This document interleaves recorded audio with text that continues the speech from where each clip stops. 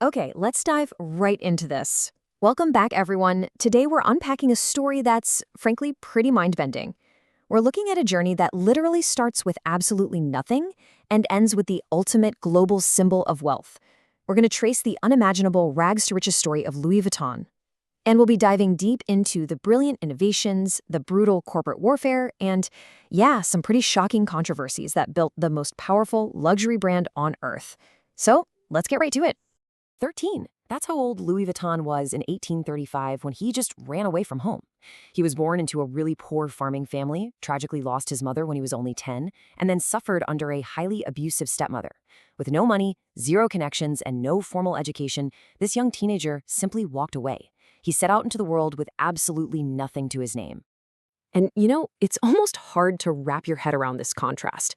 I mean, how do we get from a penniless, homeless kid sleeping in the woods to the staggering multi-billion-dollar luxury behemoth that defines high society today? The gap between these two realities is just massive. And the bridge connecting them? Well, it's this fascinating mix of pure grit, actual genius, and, as you'll see, sheer ruthlessness. Now, this wasn't some quick train ride into the city. Louis walked 292 miles to Paris. On foot. It was this grueling 2-year journey where he took odd jobs in random villages just to afford food, often sleeping under the stars or deep in the forests. When he finally made it to Paris in 1837, the whole railway boom was just kicking off, and he managed to score a job as a cheap helper for a boxmaker named Monsieur Marchal. But Louis didn't just work, right? He mastered his craft with this relentless, almost obsessive work ethic. It took 16 years of grinding, but his reputation finally caught the attention of the absolute highest levels of society. In 1852, he was actually hired by Empress Eugenie. This was his massive breakthrough. It skyrocketed him directly into elite circles and gave him the clout to open his very own shop in 1854. Section 1. Revolutionizing luxury travel. The era of innovation. So the real secret here is the engineering behind all that glamour. Before Louis, travelers used these heavy dome-shaped trunks made out of pigskin. The curved top was great for letting rain run off when strapped to horse carriages, but they were incredibly heavy and, crucially, completely impossible to stack inside those newly invented train cars. Louis saw this problem and invented a flat-top rectangular trunk. He swapped out the heavy leather for a lightweight, waterproof Trianon canvas. Suddenly, the wealthy could stock their luggage perfectly on trains. It completely revolutionized the way people traveled. And this brilliantly illustrates how solving a problem for the elite can open up the entire world. By the 1869 opening of the Suez Canal, global royalty got a look at these incredible trunks and demand just exploded. I mean, the Maharaja of Kapurthala ordered 60 highly customized trunks literally just to hold his swords and turbans. The Maharaja of Jammu and Kashmir, he ordered 38 specialized trunks in just 7 months. Louis figured out pretty quickly that if you make life easier for the incredibly wealthy, price is never an object. But of course, more wealth traveling by train meant more train robberies. Thieves were just smashing open standard luggage locks left and right. To fix this, Louis and his son Georges invented a revolutionary multi-pin tumbler lock. And to market it, they didn't just take out a boring ad. No, they issued a highly public, super bold newspaper challenge to the world's most famous escape artist, Harry Houdini. The question was simple: could he crack it? Well, he didn't even try. Harry Houdini completely refused the challenge. And by backing down, Houdini inadvertently handed Louis Vuitton the greatest marketing victory they could have asked for. That refusal instantly proved to the wealthy elite that these trunks were completely unpickable. It cemented immense trust and absolutely skyrocketed the brand's value overnight. Now, robbers weren't the only threat out there. Counterfeiters were flooding the market with fake flat-top trunks. So, in 1896, to put a stop to the copycats, Georges Vuitton created the iconic monogram canvas that we all recognize today. Inspired by Japanese floral motifs and featuring his father's LV initials, this complex design was intentionally handmade. The sheer difficulty and cost of replicating that level of handmade precision effectively priced those cheap counterfeiters right out of the market. Section 2. Surviving Wars and Betrayals, the Dark Ages. According to the investigative book Louis Vuitton, a French saga, things took a dark turn during World War II. When Germany occupied France, local citizens vehemently boycotted the Nazi-backed puppet government. However, under the leadership of Gaston Louis Vuitton, the company actually collaborated with the regime.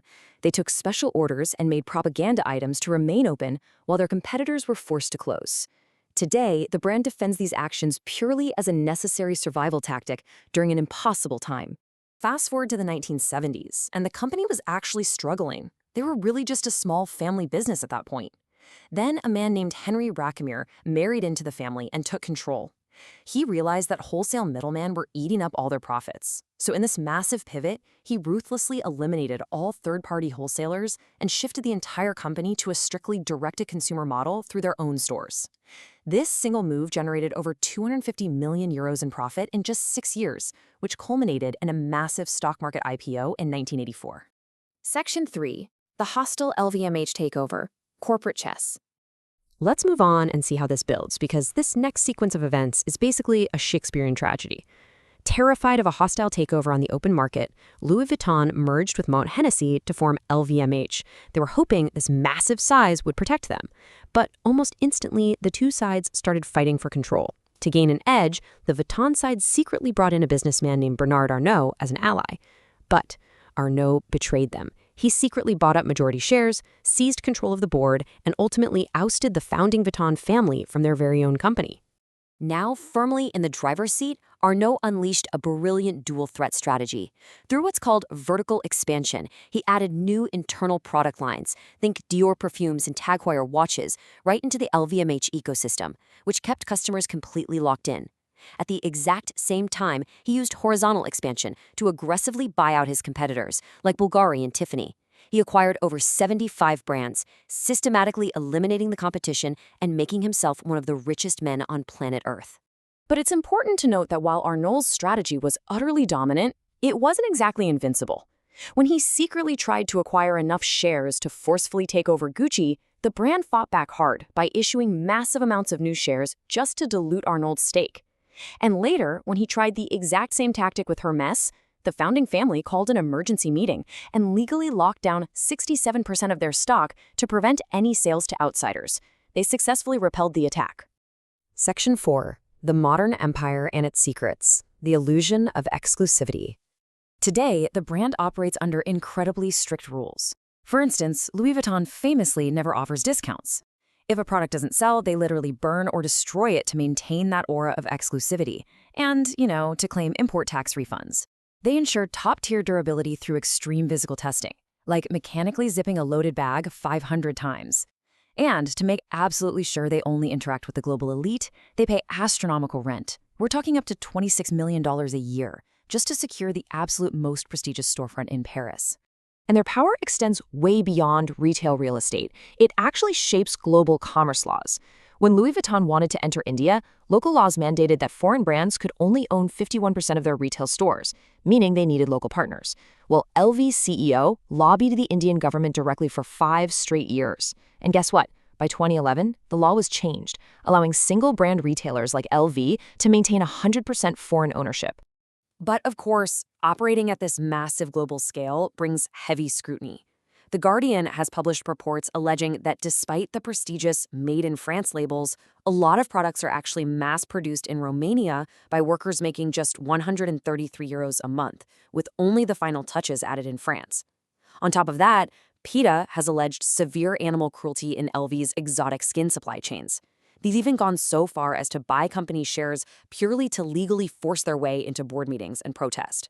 Yet, despite the brutal corporate warfare, the dark historical controversies, and all the modern allegations, this business machine just keeps marching upward.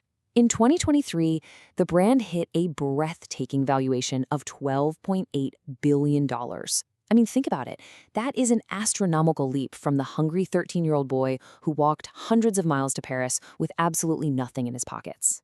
So I want to leave you with this final thought to ponder. As you look at that famous canvas and those iconic locks amidst this rich history of brilliant problem solving, the cold realities of hostile takeovers, and the ongoing mass production controversies, what are you truly paying for when you buy modern luxury? Is it the craftsmanship? Is it the status? Or is it the incredible story behind the monogram? Thank you so much for joining me for this explainer. I really hope this changed how you view the world of high fashion. Keep learning, and I'll catch you next time.